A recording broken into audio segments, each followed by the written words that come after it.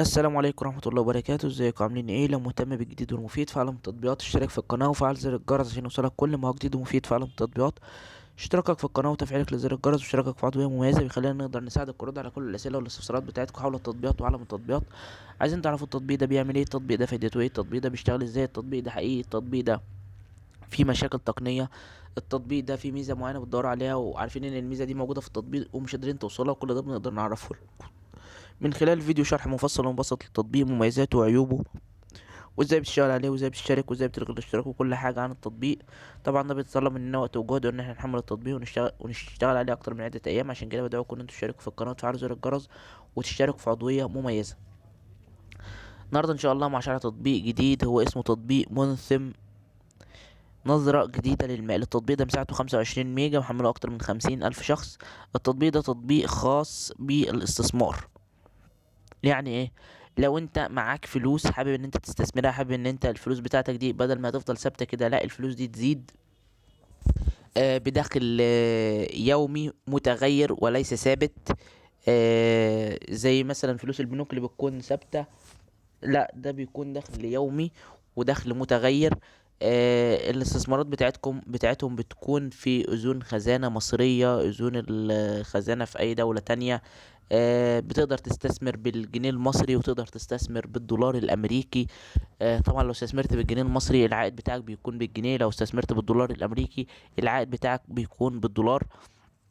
بتقدر تسحب الفلوس بتاعتك ببساطة وبسهولة عن طريق أي محفظة إلكترونية، أو بتحول لك على الحساب بتاعك البنك وتسحبها بالفيزا كارت.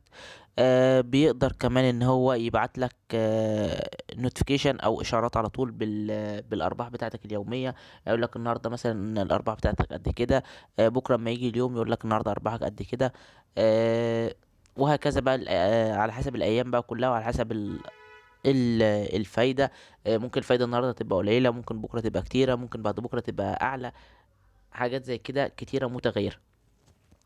كمان بتقدر على التطبيق ده ان انت لو رشحت اصحابك ان هم يحملوا التطبيق بتاخد بونص، او بتاخد يعني مبالغ زيادة او هدايا ليك ولصديقك اللي هو انت رشحته علشان يشترك على التطبيق او يشتغل على التطبيق او يستثمر في التطبيق. بس ده طبعا بعد ما بيبدأ يحط اول فلوس ليه. يعني لو انت رشحت حد ومحطش فلوس، هو انت مش هتقدر تاخد اي بونص ترحيبي الا لو الشخص ده اللي انت رشحته حط بالفعل فلوس وبدأ بيشتغل بيها. ففي الوقت ده بتقدر ان انت تحصل على اموال زيك زيه. ده كده الغرض من التطبيق. بالنسبة للمميزات، عيوب التطبيق ان هو بيتضمن اعلانات، بيطلب منك الاشتراك. التطبيق بيكون باللغة الانجليزية مفهوش لغة عربية.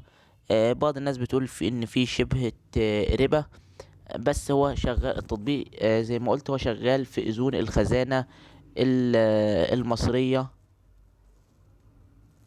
فدي طبعا يعني محتاجة ان الشيخ هو اللي يفتي في الموضوع ده. ده الغرض كده من التطبيق بالنسبة للمميزات والعيوب بتوع التطبيق. لو عجبك شرح التطبيق يا ريت تدوس لايك للفيديو. لو عايز شرح التطبيق معين تسيب لي في كومنت. لو شفت ميزة عيب للتطبيق في اي تحديث من التحديثات القادمة اكتبها في تعليقات الفيديو. وشكرا، سلام عليكم.